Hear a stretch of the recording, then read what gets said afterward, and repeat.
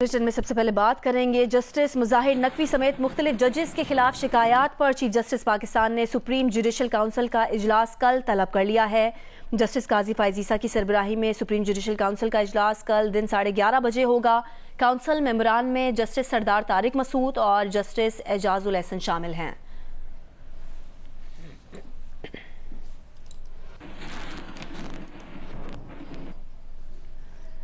वज़ीर दाखिला सरफराज बुगटी का कहना है कि कोई पाकिस्तान से डॉलर स्मगल करके ले जाए ये नामुमकिन है। पाकिस्तान से जाने वाले फ़ी अफगान ख़ानदान वापसी पर सिर्फ 50,000 रुपये तक की अफगान करेंसी ले जा सकते हैं।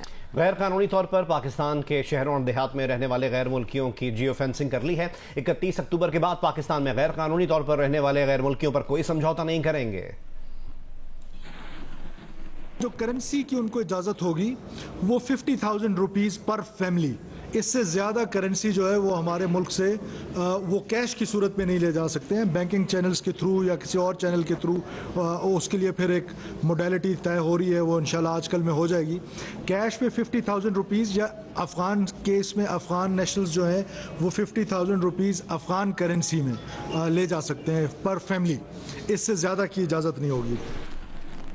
गजा वॉर रूम में ताज़ा तरीन अपडेट्स के साथ हाजिर हैं और आज की ताज़ा तरीन डेवलपमेंट्स आपको अपडेट करें। गजा की सूरत हाल आज भी कशीदा है और तशवीशनाक खबर यह है कि बदतरीन खून रेजी के बाद गजा में इंसानी अलमिये ने जन्म लेना शुरू कर दिया है। सूरत हाल बदतरीन हो गई है।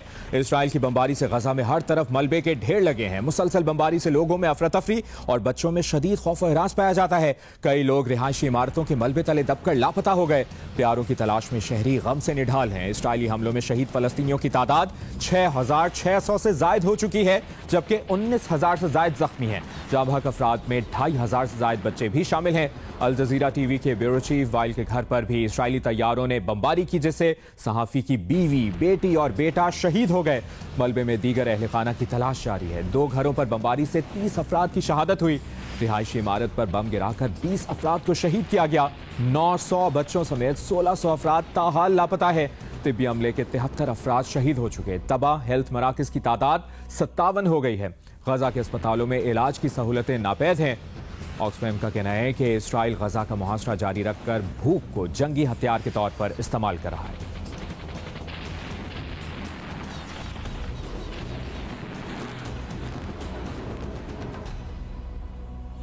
अभी आपको बताएं, इसराइली टैंकों और प्यादा दस्तों ने शिमाली गजा में गुज़श्ता रात टारगेटेड कार्रवाई की है। इसकी तफसील कुछ यूं है कि इसराइली फौज ने दावा किया है और कहा है कि गजा जंग के अगले मरहले की तैयारी करते हुए गजा में जमीनी फौज ने कार्रवाई की। कार्रवाई का हदफ हमास की पोजीशंस था।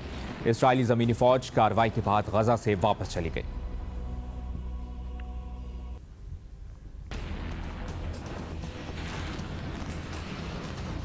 और अभी आपको आगाह करें, अमरीकी अखबार ने गजा के अल अहली अस्पताल में धमाके का इल्जाम हमास पर धरने का इसराइली भांडा फोड़ डाला है। गजा में अल अहली अरब अस्पताल की तबाही हमास रॉकेट का नतीजा नहीं। हमास का रॉकेट 2 मील दूर फजा में फट गया था। न्यूयॉर्क टाइम्स के मुताबिक हमास के रॉकेट और अस्पताल की धमाके में तबाही का कोई ताल्लुक सामने नहीं आया।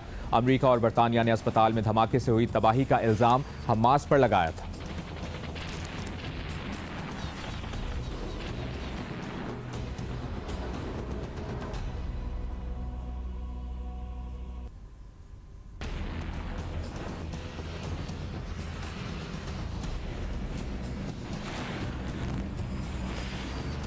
गजा में सूरत हाल इंतहाई तशवीशनाक है और ईंधन की किल्लत संगीन सूरत हाल इख्तियार कर गई है। इस वक्त नुमाइंदा जियो न्यूज़ अली इमरान सैयद हमारे साथ लाइन पर मौजूद हैं और हमें डिटेल्स फराहम करें कि इस वक्त वहां पर ताज़ा तरीन सिचुएशन क्या है। जी अली, बताइए। जी, गजा में जो हेल्थ केयर सिस्टम तबाह हुआ है, उसके बाद जो यूएन की एजेंसी है उसका ये कहना है कि वो आज ऐलान करेंगे कि वो अपना ऑपरेशन बंद कर रहे हैं, क्योंकि फ्यूल की अदम मौजूदगी में वो अपना ऑपरेशन जारी नहीं रख सकते। ये बहुत ही कर्ब के आलम में यूएन के ऑफिशियल्स ने कहा है कि ये किसी भी एड एजेंसी के लिए बहुत तकलीफ दे होता है कि वो किसी ऐसी जगह पे जहाँ पे मरीजों को, बच्चों को, बूढ़ों को बहुत मदद की जरूरत हो, लेकिन उन्हें बावजूद अपना ऑपरेशन बंद करना पड़ रहा है। दूसरी तरफ यहाँ पे लेबनीज बॉर्डर पे हम मौजूद है। ये देर ममाज का इलाका है और कल रात जबरदस्त धमाका जिससे हमारे होटल की खिड़कियां हिल गई थी वो हुआ था और धुआं निकल रहा था। इनफैक्ट यूएन का ऑफिस भी करीब है, लेकिन उसके बाद रात गए से लेके अब तक कदरे पुरसुकून यहाँ लेबनीज बॉर्डर है। रात को पैलेस्टीनियंस ने टेल अवीव तक रॉकेट फेंके थे इस हाल में। तो यहाँ पे अभी काम है।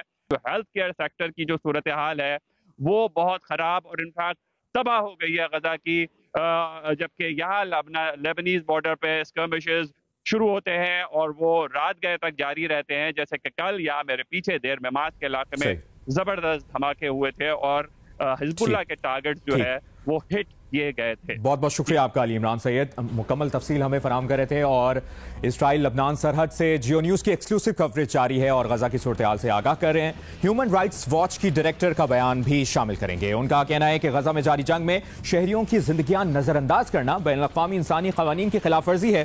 गजा के शहरियों के लिए खुराक, पानी और बिजली बंद नहीं की जा सकती।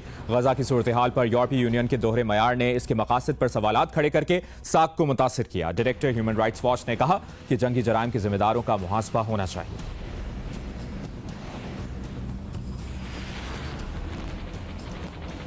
और ताज़ा तरीन खबर यह भी है कि अक़वाम मुत्तहिदा की जनरल असेंबली का हंगामी इजलास आज होगा। इंतहाई अहम इजलास आज होगा। तर्जुमान दफ्तर खारजा का कहना है कि उम्मीद है इजलास इसराइल फलस्तीन मसले का फौरी हल निकालेगा।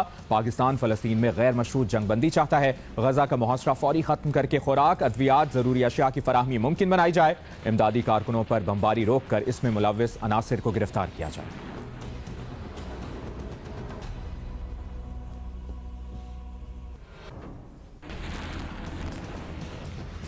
गजा वॉर रूम से ताज़ा तरीन अपडेट्स आपने जानी। आप जियो न्यूज़ के साथ रहिए। कि मुस्लिम लीग नून के कायद नवाज शरीफ इस्लामाबाद हाई कोर्ट में पेशी के लिए शांगला गली से इस्लामाबाद रवाना हो गए हैं। नवाज शरीफ इस्लामाबाद में कानूनी और सियासी टीम से मुलाकात करेंगे। नुमाइंदा जियो न्यूज़ अहमद सुबहान हमारे साथ मौजूद है। अहमद, कब तक नवाज शरीफ इस्लामाबाद हाई कोर्ट पहुंचेंगे? जी बिल्कुल, जिस तरह से मुस्लिम लीग नून के कायद नवाज शरीफ शांगला गली की अपनी रिहाइशगाह से इस्लामाबाद के लिए रवाना हुए हैं। तकरीबन आधा घंटा हुआ है इन्हें अपने सफर का आगाज किए। तकरीबन 1.5 घंटे का ये टोटल सफर है उनका, जो कि शांगला गली से इस्लामाबाद पहुंचने का है। इस्लामाबाद जब नवाज शरीफ पहुंचेंगे तो पहले बताया जा रहा है कि 2 मुकामात उनके एक्सपेक्टेड हैं। एक तो सेनेटर इसाक डार की जो रिहाइशगाह है मिनिस्टर इनकेव में, या तो वहां पे जाएंगे। वहां पे अगर जाते हैं तो सिर्फ अपनी कानूनी टीम से वहां पर मुशावरत करेंगे और कानूनी टीम से मुशावरत के पहले कानूनी टीम तकरीबन 2 बजे के करीब में इस्लामाबाद हाई कोर्ट पहुंचेगी और फिर 2:30 बजे के करीब में नवाज शरीफ भी वहां इस्लामाबाद हाई कोर्ट पहुंचेंगे। इसके अलावा दूसरा प्लान ये तश्कील दिया गया कि अगर उन्हें सियासी मुलाकातें भी करनी हुई कुछ अपने जो मुस्लिम लीग नून के सीनियर ओहदेदारान हैं उनके साथ, तो उसके लिए फिर जो अब्बास आफरीदी की रिहाइशगाह है मारगला टाउन में, वहां पर भी इंतजाम किए गए नवाज शरीफ की आमद के लिए और उसके लिए उनका इस्तकबालिया कैंप भी बनाया गया है कि जहां पर जो इस्लामाबाद और रावलपिंडी के चंद वर्कर्स हैं वो भी उनका इस्तकबाल करेंगे। तो उसके लिए नवाज शरीफ अब्बास आफरीदी की रिहाइशगाह पहुंचेंगे जहां पर सियासी मुलाकातें भी की जाएंगी और फिर यहीं पर ही जो नवाज शरीफ की कानूनी टीम है वो भी यहाँ पर आएगी और आके उनको